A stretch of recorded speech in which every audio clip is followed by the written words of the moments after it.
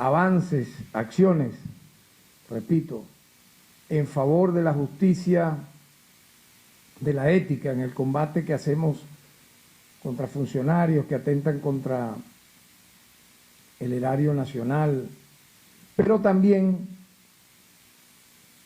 mostrar acciones contundentes en favor de los derechos humanos de nuestra comunidad, de nuestra ciudadanía.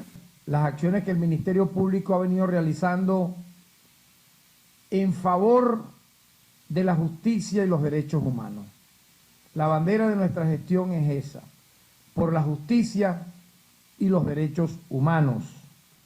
En el marco de las protestas violentas y embriones de una guerra civil, aquí hay que el contexto dejarlo claro.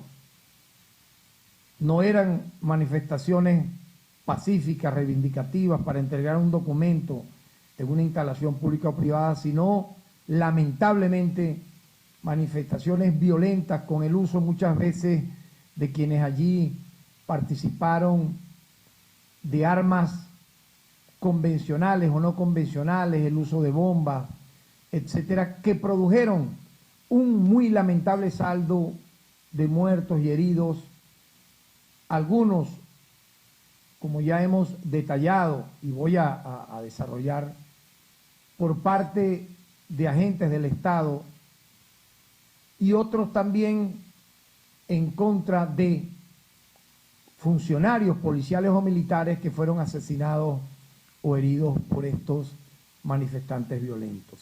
En el contexto de una acción como esa, que ocurrió durante los meses de abril, mayo, junio y julio del año 2017, y quiero siempre de manera didáctica, en base a lo que ha sido nuestra lucha.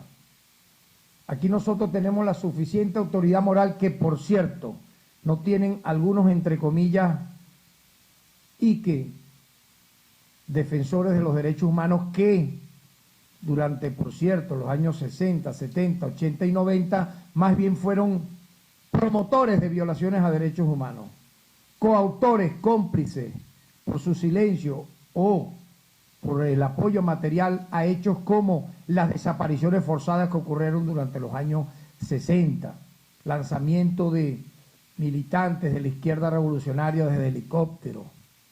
Se calcula que nada más entre los años 60 al 69 en este país fueron asesinadas 5.000 personas entre activistas, campesinos y personas que no tuvieron ni siquiera directamente que ver con la lucha insurgente. Se documenta que aproximadamente hubo en ese periodo unos 3.000 desaparecidos, inaugurando Venezuela por encima de las dictaduras del Cono Sur la figura oprobiosa de la desaparición forzada. Continuó ese terrorismo de Estado institucionalizado en este país en los años 70. Y allí, quien les habla tuvo su muy temprana acción en los comités de defensa de los derechos humanos. Concretamente en el año 77, en mi ciudad natal del Tigre, ingresé a un comité de defensa de los derechos humanos. En la época en que militábamos en el Partido de la Revolución Venezolana, el PRD, Ruptura, y pudimos, luego de esa larga experiencia de los años 70 y 80, como activista de comité de base de los derechos humanos, ver cómo instituciones como esta, donde estamos el día de hoy liderándola, obviaban, silenciaban nuestras denuncias, para no hablar de la actuación terrible también de los tribunales de justicia. Y luego, como abogado, defensor de los derechos humanos, me tocó ser asesor de la Comisión Justicia y Paz de Petare, con un legendario hermano nuestro, el padre Matías Camuña, quien vamos a homenajear difundiendo un libro sobre su historia en los próximos meses. Trabajamos con él en Petare en los años 90, pudimos con él ver todo lo que ocurría en el área metropolitana de Caracas, Y también estuvimos, recordemos, como jefe de la Oficina de Derechos Humanos del Consejo Municipal de Caracas, la primera oficina de derechos humanos que existió en este país. Me tocó ser jefe de esa oficina adscrita a la Cámara Municipal del Municipio Libertador a partir del año de 1993. Y hago este recuento por razones muy obvias, porque mucha gente le duele muchas veces desde el sector que adversa al Estado venezolano que nosotros hoy en el cargo de fiscal general y antes como defensor del pueblo, actuando en nombre del Estado venezolano, hagamos justicia. Pareciera que les da escozor las veces en que presentamos casos con imputados, acusados, condenados, porque estas personas que se dicen ser defensores de la libertad y la democracia, pero que nunca han arriesgado su pellejo en nada, más bien son apologistas, portavoces de la necrofilia. Hacen eso, apología a la necrofilia, oda a la muerte. Gozan cuando ocurre un hecho lamentable para sacar provecho o ventaja política, pero no porque les duela la víctima, no, sino para usarla como una bandera nacional e internacionalmente y buscar sacar, repito, una ventaja. Y en este momento, en este caso, que hay una constitución que, por cierto, nosotros promovimos junto con muchos de nuestros compañeros constituyentes. Me tocó presidir la Comisión de Derechos Humanos de esa Asamblea Constituyente.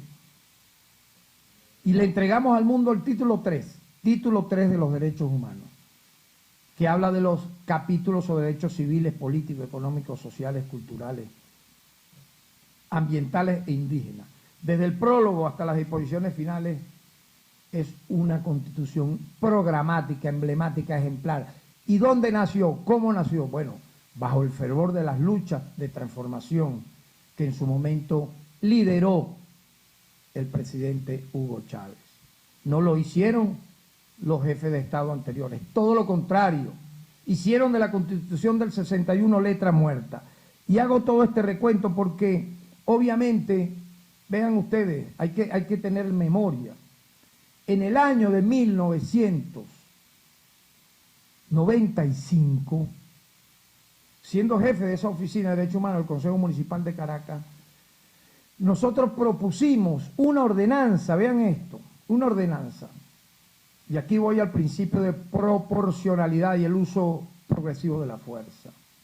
Nosotros propusimos una ordenanza que fue aprobada por la Cámara Municipal de Caracas para prohibir el uso de sustancias tóxicas, o sea, bombas o escopetas con perdigones, etcétera, para contrarrestar las manifestaciones pacíficas y públicas.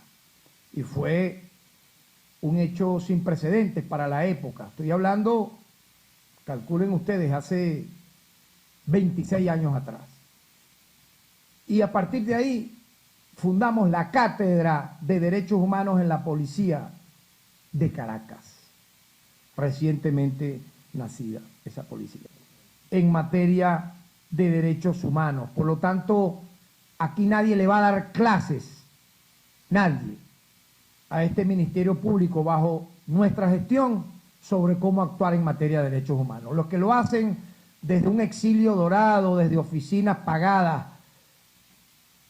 en miles de dólares para falsear hechos, para hacer a través de twitters, de bots o de falsos positivos, acciones que quedan distorsionadas ante órganos internacionales, pues aquí está la verdad. En Venezuela se hace justicia, existe un sistema de justicia con las limitaciones, con las deficiencias normales de cualquier democracia en desarrollo, en transformación, pero con un estándar superior a cualquier otro país del hemisferio occidental. Vámonos a las comparaciones reales, con por ejemplo los países que conforman el disuelto Grupo de Lima, con Colombia, un país que está entre los 4 países a nivel global donde se practica el terrorismo de Estado desde hace 60 años, a partir del magnicidio, del fatídico asesinato de quien iba a ser presidente de la República, Jorge Eliezer Gaitán. A partir de hasta la fecha, eso ha sido, lamentablemente, han convertido a Colombia en un cementerio. Y ustedes ven que los organismos internacionales hacen silencio total por el apoyo que superpotencias extranjeras le dan a ese narcoestado.